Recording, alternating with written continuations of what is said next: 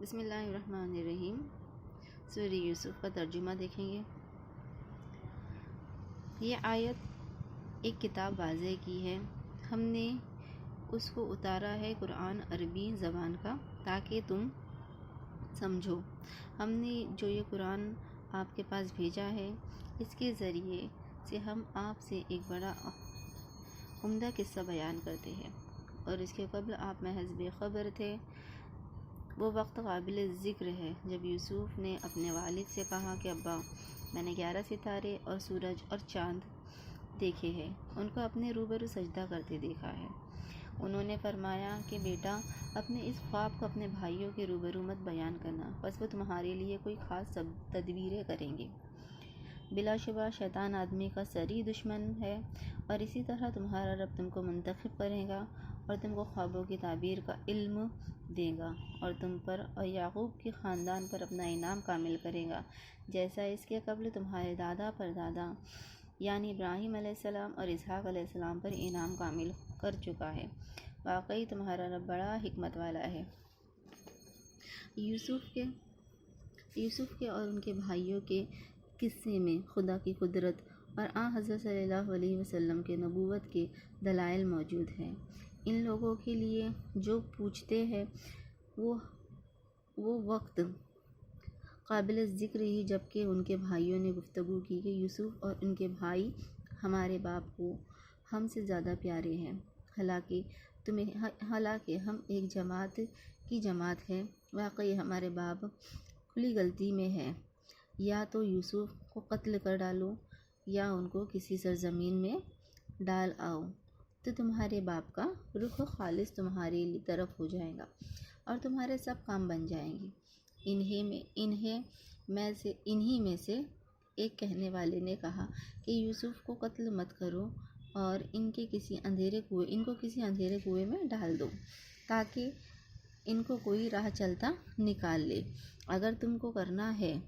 سب نے کہا کہ ابا، اس کی کیا وجہ ہے کہ یوسف کے بارے میں آپ ہمارا اختیار نہیں کرتے، حالانکہ ہم ان کے خیر خواہ ہیں۔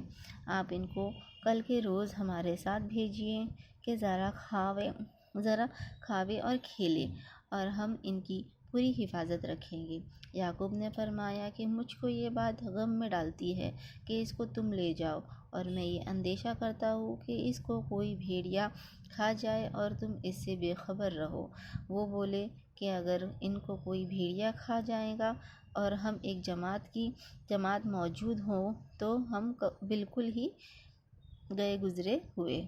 سو جب ان کو لے گئے اور سب نے پختہ عزم کر لیا کہ ان کو کسی اندھیرے کنویں میں ڈال دیں، اور ہم نے ان کے پاس وحی بھیجی کہ تم ان لوگوں کو یہ بات جتلاؤ گے اور وہ پہچانیں گے بھی نہیں، اور وہ لوگ اپنے باپ کے پاس عشاء کے وقت روتے ہوئے پہنچے۔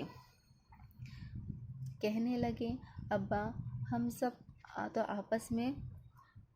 آپس میں دوڑنے میں لگ گئے اور یوسف کو ہم نے اپنی چیز بست کے پاس چھوڑ دیا،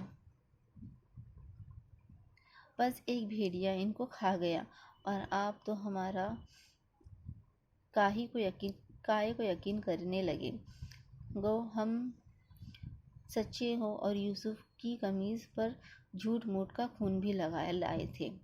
یعقوب علیہ السلام نے فرمایا، ایسا نہیں ہے، بلکہ تم نے اپنے دل سے ایک بات بنا لی ہے، سو صبر ہی کروں گا جس میں شکایت کا نام نہ ہوگا، اور جو باتیں تم بناتے ہو انہیں اللہ ہی مدد کرے۔